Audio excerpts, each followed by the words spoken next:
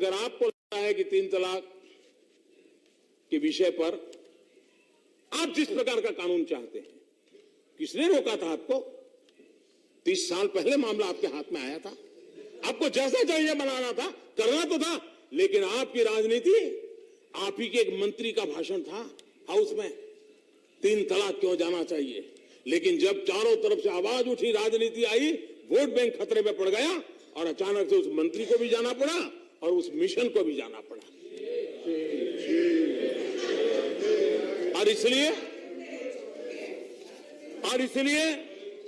और जो कारण दिए जा रहे हैं, हिंदुस्तान के हर क्रिमिनल कानून के अंदर जहां सजा है, जो लॉजिक दे रहे हैं लागू हो सकता है कि भाई उसने किसी की हत्या की, घर का इकलौता बेटा है, 30 साल की उम्र है, बूढ़े माँ बाप है, अब उसको जेल जाने का कानून क्यों बनाया?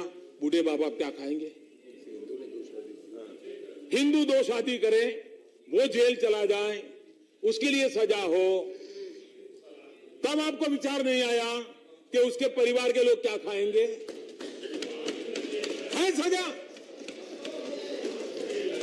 और इसलिए मैं नहीं मानता हूं कोई भी इसको अध्ययन करेगा तो उसको आश्चर्य होगा कि आप किस बात की बात कर रहे हो। कभी कभी मुझे लगता है शायद हमारे नरेश जी ने बड़ी हमदर्दी दिखाई थी कि वो चीर हरण कर रहे थे, वो तो कहना कठिन है, लेकिन बहुत कुछ कह रहे थे। भय, जेल, हम तो भुक्तभोगी हैं।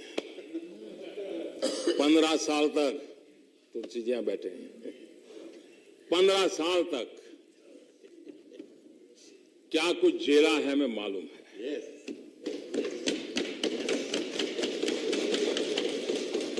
लेकिन कानून का काम करे कि ना करे। और आप यहां गए, किसी के बेटे को फंसाया जा रहा है, उसको परेशान किया जा रहा है, ठिकाना किया जा रहा है, और क्या मैं समझता हूं कि इस प्रकार की बातें करना कानून का उपहास कर रहे हैं कि नहीं कर रहे हैं लोग? कानून तय करेगा क्या होगा। और इसलिए मुझे जब आप कहते मदद करो, ऐसे से मदद करो,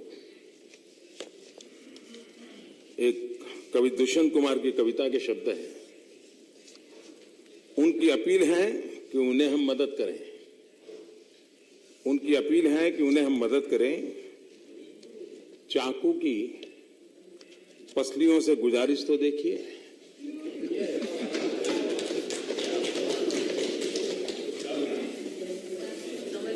महिलाओं पर अत्याचार, मैं नहीं मानता हूं महिला पर अत्याचार ये कांग्रेस, बीजेपी, डिगली पार्टी, फलानी पार्टी का विषय है,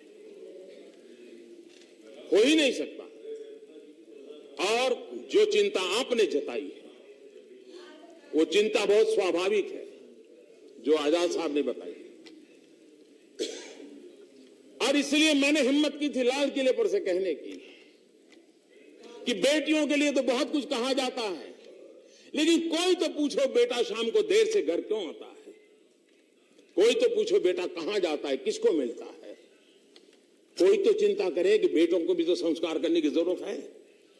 क्या हम सब एक स्वर से उन माताओं को झकझोर नहीं सकते, उन पिताओं को झकझोर नहीं सकते, उस शिक्षकों को नहीं झकझोर सकते कि आखिर किसी न किसी का तो बेटा है जो किसी बेटी के ऊपर अत्याचार कर रहा है, किसी के न किसी का तो बेटा है। क्या हम सब एक स्वर में इस विषय पर समाज, और आखिरकार ये सामाजिक दूषण, और उसमें जितने ज्यादा हम मिलकर के करेंगे, और इसलिए मैं चाहता हूं कि हमने इन सारी चीजों में उज्ज्वला योजना, महिला सशक्तिकरण का एक बहुत बड़ा काम, लेकिन हमने भी ये सोचना होगा। और मैं तो चाहूंगा, मैं इस सदन से माध्यम से देश के स्टार्टअप वालों से खास आग्रह करूंगा, क्लीन कुकिंग ये हम मिशन मोड में काम देश में करना चाहिए। और हो सके तो सोलार आधारित नए ऐसे चूल्हे ऐसे इनोवेशन हो ताकि गरीब को खाना पकाने का एक नया पैसा खर्चा न हो और गैस ट्रांसपोर्टेशन के खर्चे भी बच जाएं और अपने ही घर में सोलार की व्यवस्था हो और आधुनिक ऐसे इनोवेशन से चूल्हे बन सकते हैं। क्लीन कुकिंग ये हमारे समाज जीवन के एनवायरमेंट के लिए, उन महिलाओं के स्वास्थ्य के लिए आवश्यक है और ये कोई राजनीतिक एजेंडा के कार्यक्रम नहीं है, देश हित के काम है।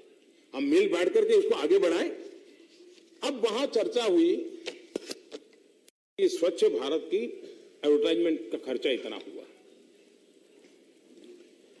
मैं चाहता नहीं हूं किसी को बुरा लगे ऐसी कुछ बात बताने के लिए, लेकिन आप सरकार में रहे हैं, आप सार्वजनिक जीवन में जीते हैं।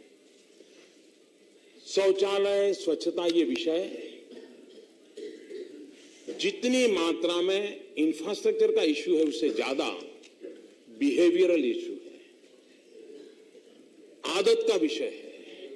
और इसलिए दुनिया में इस विषय के अध्ययन करने वाले हर किसी ने ये कहा है, आप जब सरकार में थे तब भी इसी पर फोकस था कि जब तक बिहेवियरल चेंज नहीं आता है इसमें ब्रेक थ्रू नहीं होता है।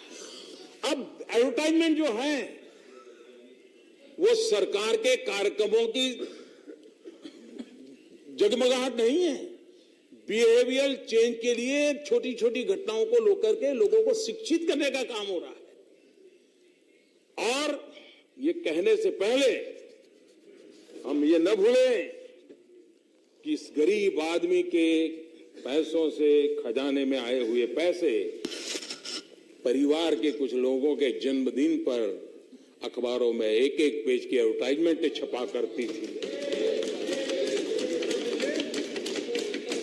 कितने रुपये, देश का हिसाब लगा दीजिए, एक ही परिवार के लोगों के जन्मदिन पर कितने एडवर्टाइजमेंट के रुपये खर्चे हुए, चौंक जाएंगे। और ये बिहेवियरल चेंज के लिए है और हम सबको प्रयास करना पड़ेगा। आपकी भी जहां राज्य सरकारें हैं उनको भी आप कहिए कि बिहेवियरल चेंज के लिए बजट अलॉट करें, लोगों को शिक्षित करें।